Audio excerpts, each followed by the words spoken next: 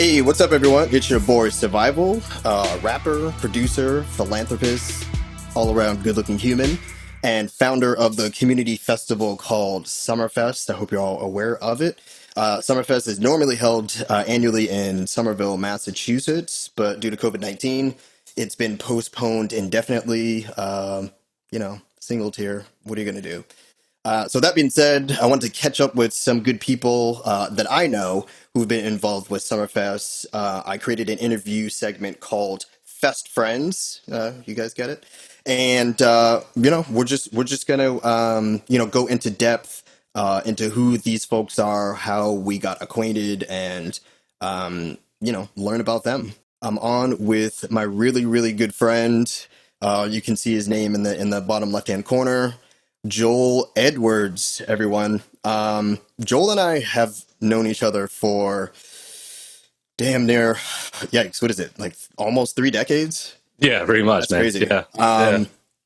And I'm not going to go into, a whole spiel, but, long story short, we grew up in the neighborhood together when we were in our single digits, and we went to school together, matriculated a little bit. Joel moved away to Minnesota, and we'll touch more on Minnesota in a bit.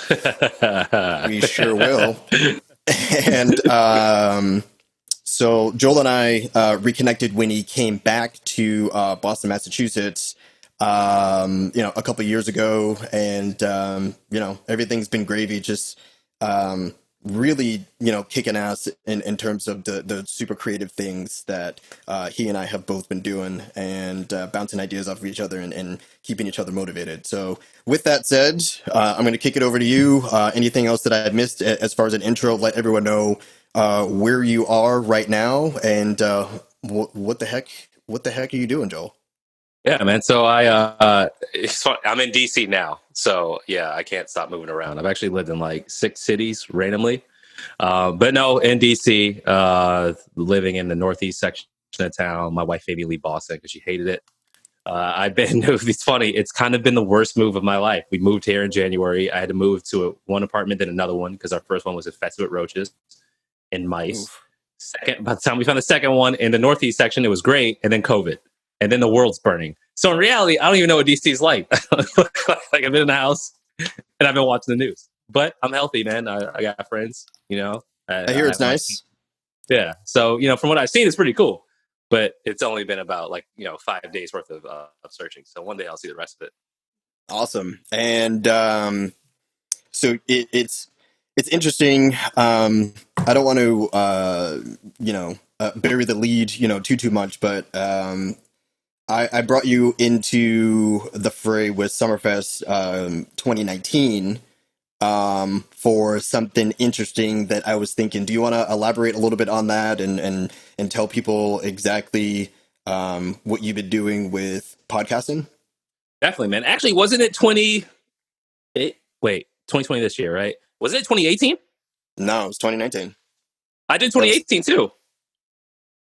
Oh yeah, you did. You came in Yeah, yeah, 2018. Oh yeah, yeah, you're yeah, like the OG. yeah. So yeah, I'm glad because I've seen Summerfest is an inspiration, and it goes into what I do. So I hate being an employee to the bottom of my heart, and it's not because of like capability or industry. It's really just about the small things you have to do during 9 to 5 that have nothing to do with work. That generally play into like social cues, stupid rules, or just these things you have to do to quote unquote move ahead or stay competitive. So while I was working, I went to school. I went back to school later in life, and when I got back in school, I was trying to build a mobile app. And most of my time in while I was at work and outside of work was doing that. So I was doing that. One of my good friends at the time, Sean Bedgood, was a full-time campus police officer while doing stand-up and acting. And we were just complaining all the time about how hard it was. So we decided to start a podcast. This was literally 4 years ago, called the Moonlighters Club. And we interviewed people like Survival, my friend DJ Nexus, a bunch of people in Boston who pretty much worked full-time, like corporate, straight up, like demanding gigs. Or you didn't have to be corporate, just demanding jobs. and who were doing things on the side for different reasons. And it wasn't always for like a big payout or like to be a venture capitally funded company. It was really just a release or just a way to express creativity. So I would just interview people for about an hour and ask them like, what do you do from 9 to 5? How'd you even get there? And then what do you do outside of that? What is your real passion? Why do you do it? Why is it important to you? And it became therapeutic for all of us because we're all like, we don't forget what went into that side thing we were doing. We forget how much we hated work, or maybe even what we liked about work. So I just been doing that. And then when I got to go to Summerfest, it was basically a live version of doing that outside around folks. So it's been pretty cool. But that's my focus. Even now today, I'm way more focused on that than I ever was. But I just love meeting people who just have an escape outside of that 9 to 5 that has to do with some kind of passion or dream of theirs. Awesome. And as a refresher, a lot, assuming a lot of people didn't come to Summerfest, although you should have, because it was lit. Can you tell the audience exactly what you provided at Summerfest 2019 at Boat Market? Summerfest was cool. So basically, we had a little section like where the bathroom was, where you could go upstairs at Bow Market, and we were in the cut somewhere, just interviewing folks who were also performers. And the thing I love about Summerfest, it wasn't just rapper, singer, artist, rapper. It's so diverse, right? So we got to interview Badesh, people who had podcasts. Nonye. We interviewed Nonye as well. So basically, as people were coming on the stage and off the stage, we got to talk to them for a split second about like why they do what they do, or why is it so important to them. And so it was cool. And every single person we interviewed, it was super hot. It was so, oh my God, it was hot. But hot as hell. It's hot as hell. But every single time we get ready to interview, people are just like mad and sweating and everything. As soon as we ask two questions, they're like, yo, so the real reason I'd be flipping these bricks is it's just so cool. We got to get into it. And talk to at least 3 or 4 or 5, like somewhere around there, people that were performing. So it was pretty tight. And plus, we got to see all the performances at Summerfest. So it was cool. It was a good time. That's awesome. Awesome. And I'm really glad that you got a chance to, come in and do that and meet all the people that I've been associating with. And I talk to you all the time. I talk to you pretty much every day in some capacity or another. So I know what you've been up to. Do you want to tell the audience, what has been, occurring in your life since that moment that, we saw you at Summerfest 2019? Definitely. And the reason Stephon talks to me every day is we have a Slack channel that I think has saved all of our lives, because without it, we may have gone postal out here in these past couple months. Yeah. So since Summerfest, that was last summer. The Moonlighters Club was starting to pick up steam. So I was working at this French-based company. I was still able to do stuff and interview a bunch of people, and it was building up. But because of what I saw at Summerfest in 2019, I started doing live events. So by the time Summerfest 2020 rolled around, I think since then I had 2 showcases. I had one towards like September. No, I had 3. One in September, or August. One in August, one in October at a WeWork, and then one in the Boston Public Library. Yeah, that was awesome. It was nuts. Yeah, it was nuts because the first one that I did was like typical at Turtle Swamp Brewery, awesome brewery, which was like the ones that we had done before. I did one at WeWork. These folks I know, we call our group the Greenwood Collective, aka Black Wall Street. Greenwood is the street in Tulsa where a lot of businesses were. And then the one at Boston Public Library was awesome because I used to record podcasts at the Boston Public Library, and they noticed it, and they were like, "Yo, we want you to do an event here."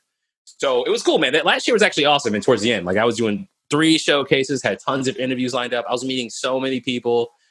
We flew in somebody from Baltimore to do. I don't even know why I say we flew in. I didn't even pay for the flight. He did, but he flew himself in. He flew himself in. He stayed in our crib. My boy Akio Evans, look him up.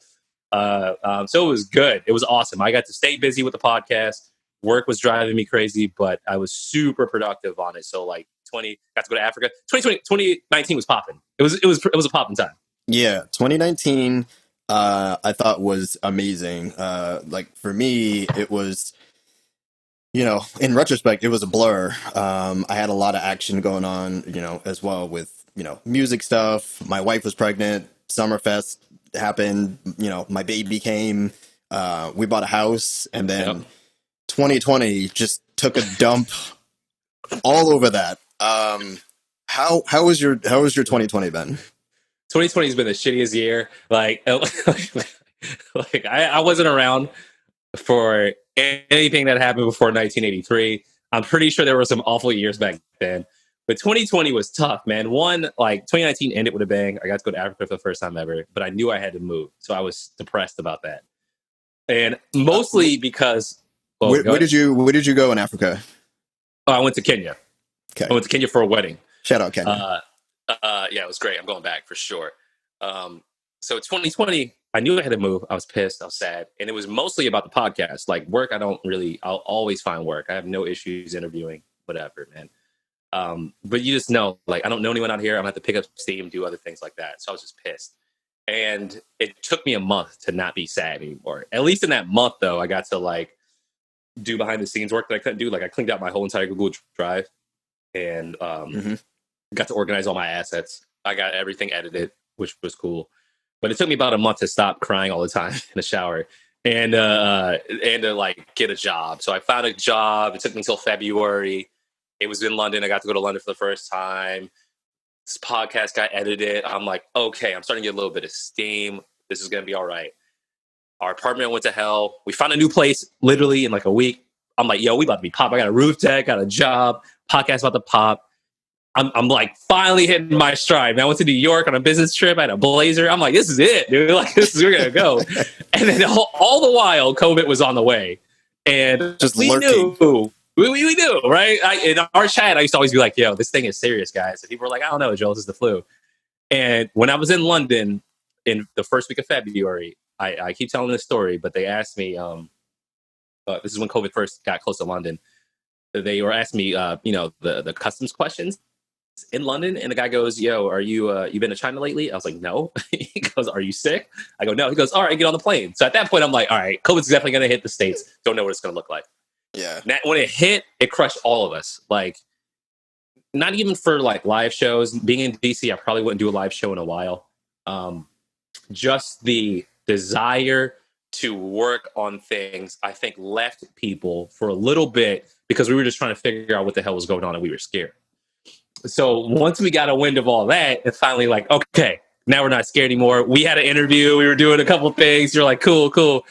And then fires. So like 2020 is literally not giving us any time to have a status quo. We had like a month and a half and that's it. So for me, I think I finally got more wind underneath, my wings. I found a little stride a month ago. Of course, with the recent events, I'm sure we'll talk about later. That slowed down. But now it's finally like, okay, we got punched in the face mad times. It's June. Sure, we'll get punched in the face again. Let's just try to work through these punches. So yeah, exactly. We lost some time, but Yep. Hopefully everyone has a strong chin out there. We're gonna cry. So I mentioned you had moved from Boston to Minnesota in your youth, so you have a strong connection to Minnesota. Everyone knows what's happening that sort of originated or culminated in Minnesota, depending on how you want to look at things in terms of the protests and civil unrest. Tell us about your connection to Minnesota and just what the heck you're thinking about all the civil unrest that's going on right now. Yeah, man. So it's weird. I have an emotional relationship with two cities. I grew up in Boston. I was in Boston until I was my senior in high school because I was not a good kid or student. Like I wasn't a gang member. I was just an idiot. I was just like I didn't care about school and I wasn't doing stuff. Exactly. So my mom was like, "I'm moving," and she was gonna let me stay until she realized I was just gonna burn that house down. So we moved. And coming from Boston, like in the '90s was racist, and I don't mean like. Well, Boston's still like class system racist now. It's like super white collar. So everyone who doesn't have a lot of money in Boston is losing right now. Right. So it's like that old Protestant racism that you don't really, no one's calling you names. You're just like, we don't want you in this bar. Or you can't have a rap night at this club. Stuff like that. Been there, done when we were, right. When we were there in Boston in the 90s, people were saying nigger. Like my school, we had a riot. I went to Boston Land Academy. We had a riot when I was in 8th grade. So all that, I was like, this is just how life works. When I went to Minnesota, I moved to Eden Prairie, Minnesota, which is an affluent suburb like southwest of Minneapolis. And I went there. It was the whitest place I'd ever been to by that point in my life. Like everyone was, it's a massive school. My graduating class was 662 kids. Wow. Everyone's super tall and German and Scandinavian, um, uh, and nice. So it tripped me out, right? So I'm like, and what I mean by nice is in the Midwest, people like pleasantries exist. So people will say, hello, how are you doing? Things like that. There's definitely stuff that's going on, but they're nicer. And after I graduated from high school, I stayed in Minnesota. So I would party all the time in Minneapolis. I had friends who went to the University of Minnesota. I had an awesome time in my 20s, period.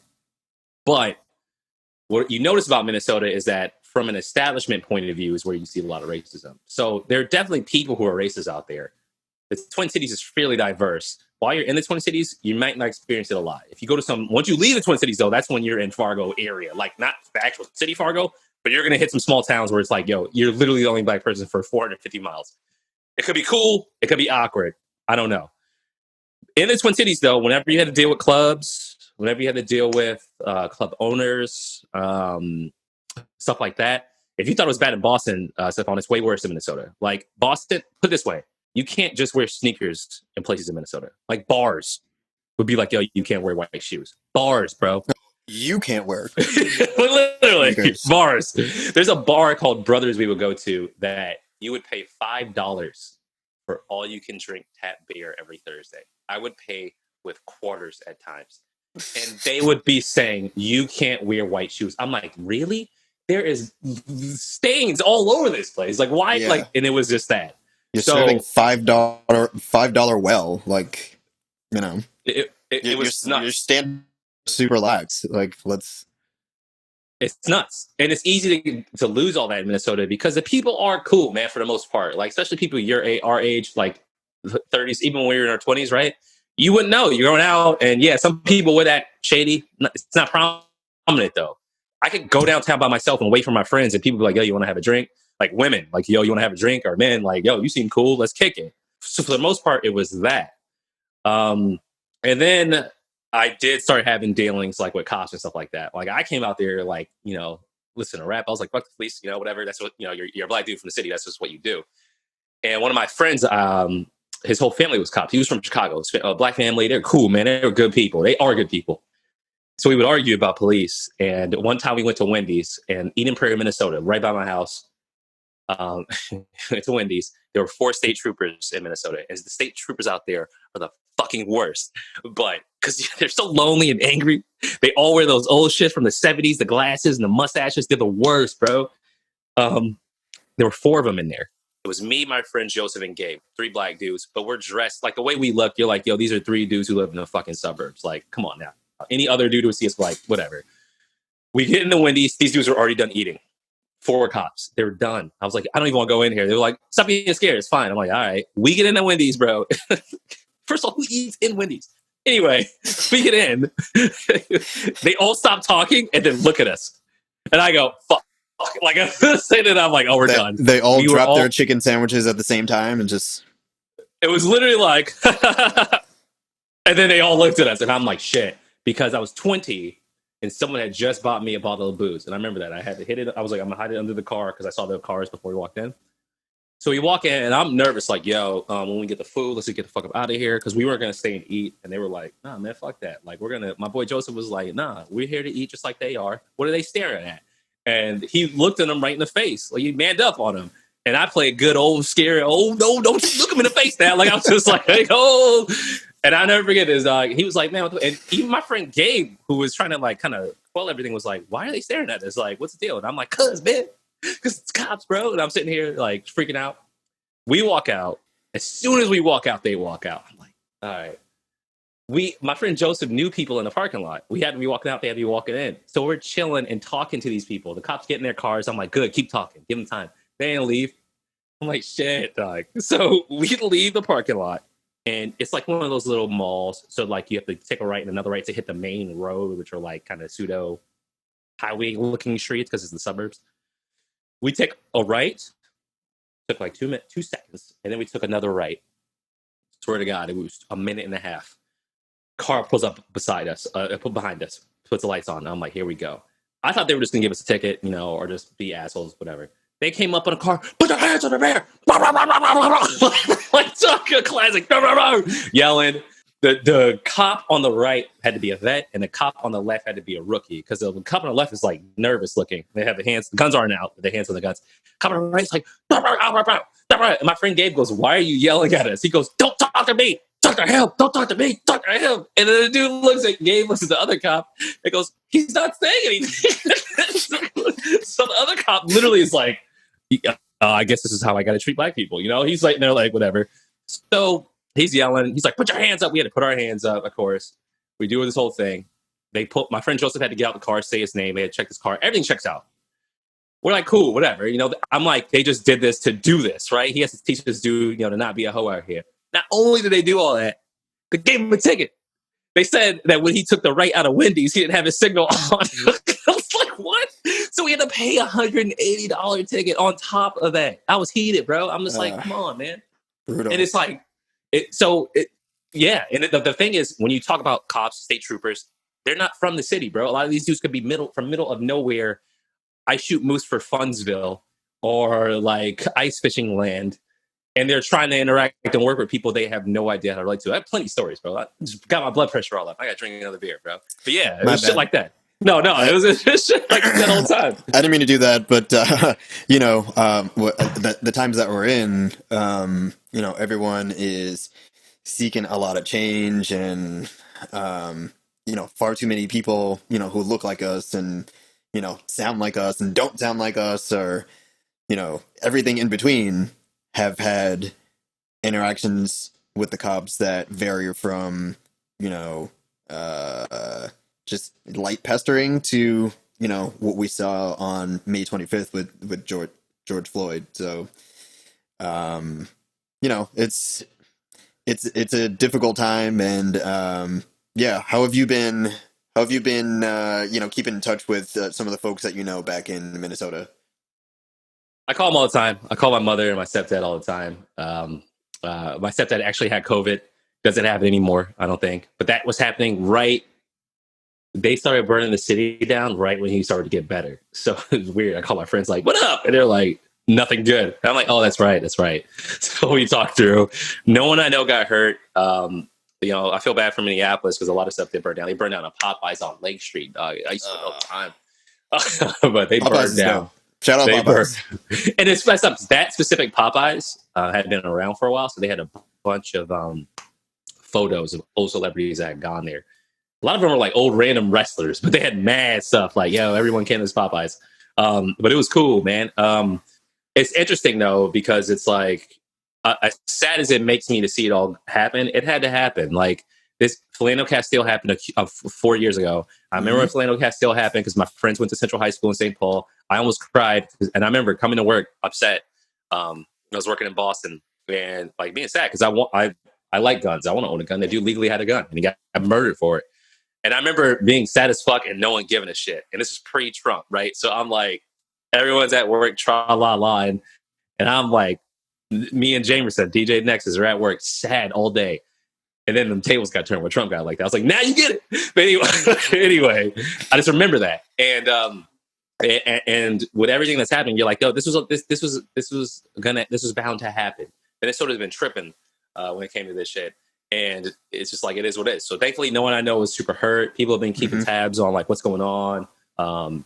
Live streams, just hit me up. So I'll be going out there later this month to see my mom and my stepdad and my brother and everybody else. But it's just encouraging to see that people are tired and they're like, look, man, we're going to push back. Y'all have to come with better options. So it's encouraging for me. Good. It's good to hear that. You have no idea. I have so many stories. You have no idea, bro. Bro, there was a time a cop caught us drinking in a parking lot because you can't have open containers. Like 8 of us black dudes drinking, and only like 3 of us were legal age. We're in Minneapolis, right by the U campus, right in Dinkytown. He catches us, and we're like, shit. And my brother messed it up too because I was like, Omar, look out. And Omar goes, I think that's a cop. Right when he walked up, I'm like, you're the worst lookout ever. So the cop goes, yo, what are y'all doing? We had this cheap handle of vodka. It was like $8 for a handle. It was like paint thinner. Ugh. He's like, I want you to see your IDs. He gave us our IDs. Dog, we all have suburban IDs from Eden Prairie, Minnesota, right? Not the city. He goes, oh, wait, you guys from Eden Prairie? My wife works out there. You know, finish your drinks. I'm like, really? From Wow. the suburbs? Because we live in a burbs. He's like, you know, Mrs. So-and-so. And we literally did know his wife. We're like, oh, yeah, she teaches like math. He goes, we're like, she is the most gracious. He's That's like, crazy. yeah. Keep drinking, bro. Keep drinking. Just, you know, don't do it. Don't let them see it. You're good. You guys good kids. And like, bro. Okay, I don't know. I don't want to drown off, bro. There's a That's lot crazy. of that. At least I had a good, serendipitous ending. Right. All right. Well, I'm gonna introduce a game. This will be the last portion of the segment. And before I introduce this segment, I was talking to you the other day. It was sort of in line with The Last Dance and that whole docuseries and stuff like that, and Yeah. it sort of struck a chord with me. The basketball teams that you followed in your youth. Can you tell me your favorite basketball teams when you were growing up? I would love to. I only follow real teams. You know what I'm saying? The Utah Jazz Utah Jazz. Okay. and the Indiana Pacers. Indiana What a team, Pacers. dog.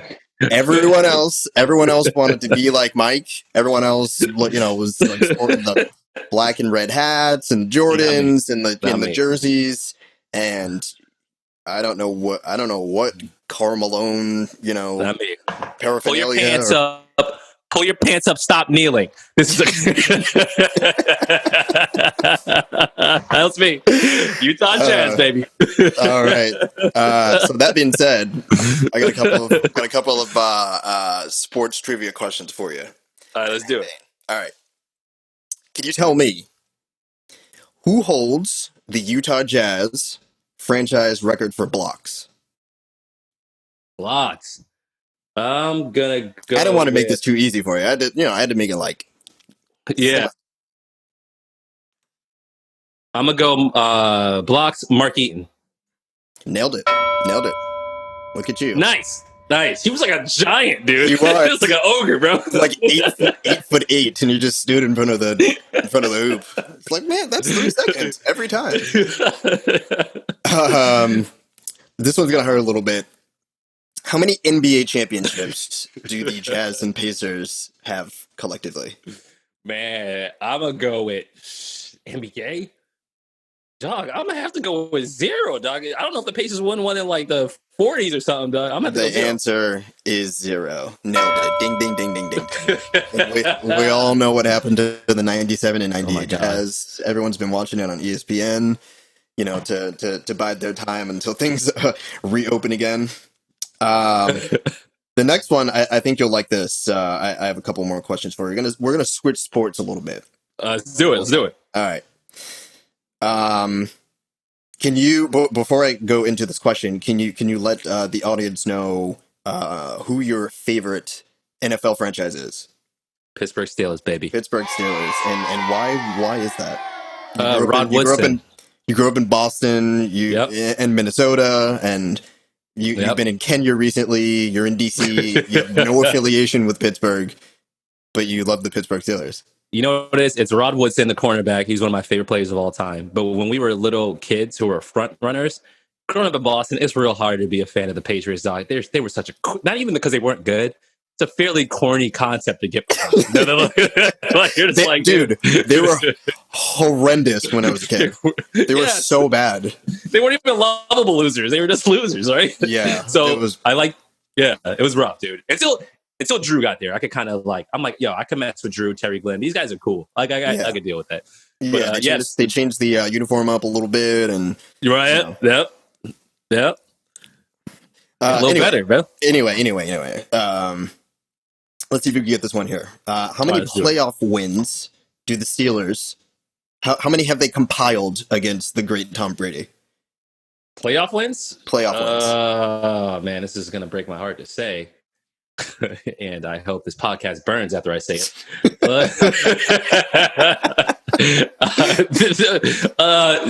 Zero. The answer is zero, and it was none of the games were ever close. You know what? That's what's funny. Steelers fans always call it a rivalry. It never was. Like, we had a couple wins. I'm like, all right, nice. We got a couple wins, but we got stomped most of the times. And I remember when Brady tore his ACL week 1 in '08. I In called 08, my yep. brother on the phone and said, "We just won the Super Bowl, baby." Sure enough, the year we You don't did? have to play Brady. Yeah. The one time he got That's hurt. what it is. Yeah, and it's sort of like when Michael Jordan retired. It was like, okay, we're going to give everybody else a chance now. And I've heard some arguments that Houston would have beaten them in '94 anyway. But I think it would have been interesting to say. It The also be least. funny for even though Patriots fans are over, like, Brady's gone. Most Pats fans I've talked to were like, "Yo, it was a good run. It was an amazing run, right?" Me Everyone included. everyone y'all have done trauma to. Y'all got to give us like 30 years. I know. It's coming. It's coming. A lot of heartbreak. Yeah, I'm gonna be like a 60-year-old dude being like, back in 2007 we had, and then in 2011 we went and that team was trash. Yeah, Everyone circled the New England game on the calendar this year. All the crying we've all done collectively. We're like, well, we need the Super Bowl. yep.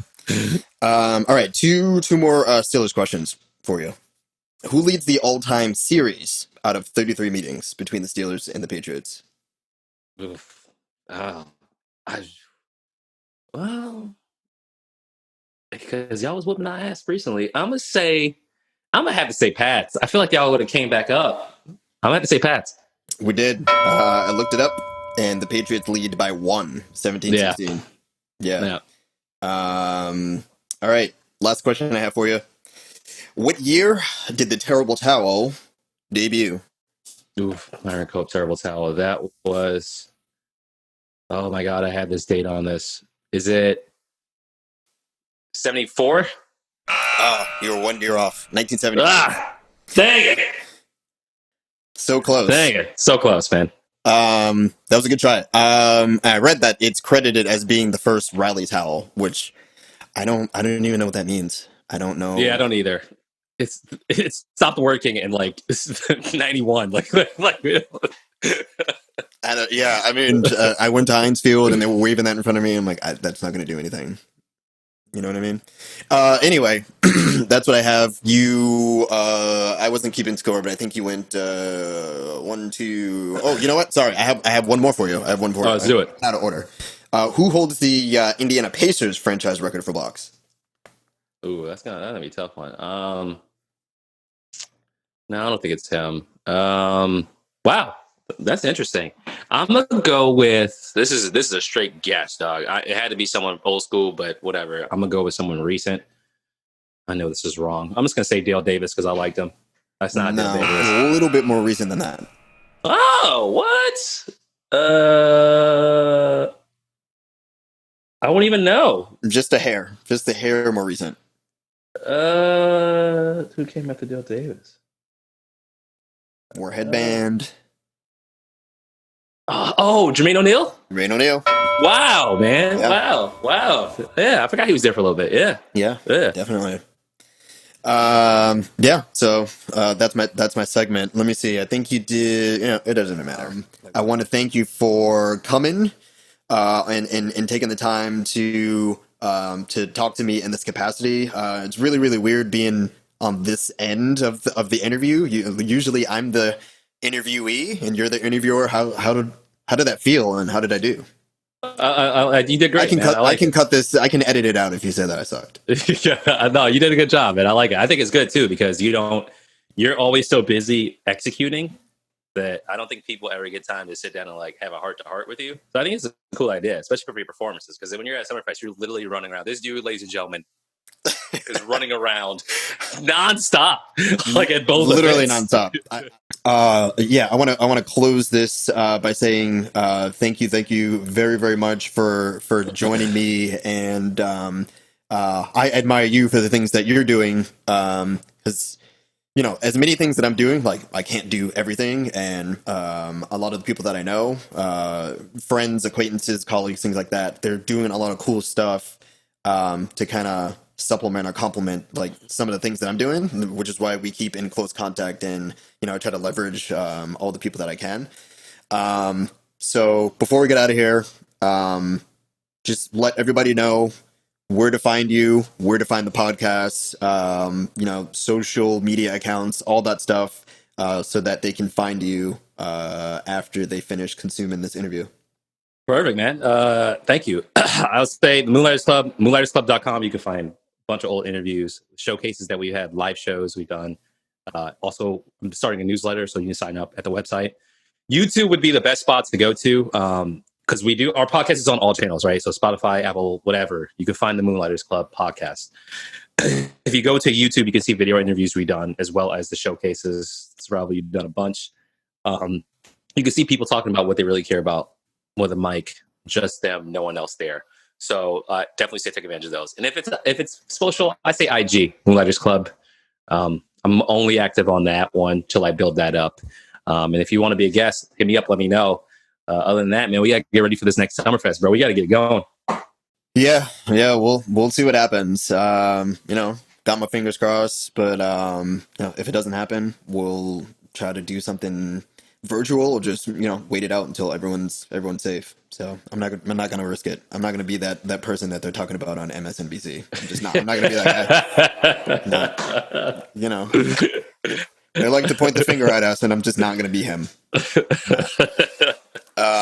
Anyway, just want to thank you again for coming on, Joel Edwards, my good friend and someone that I admire, also a colleague and someone that I vent to literally daily on Slack. Thank you for coming on, and we'll see you around next time. All right, man. Thanks, everyone. Be safe.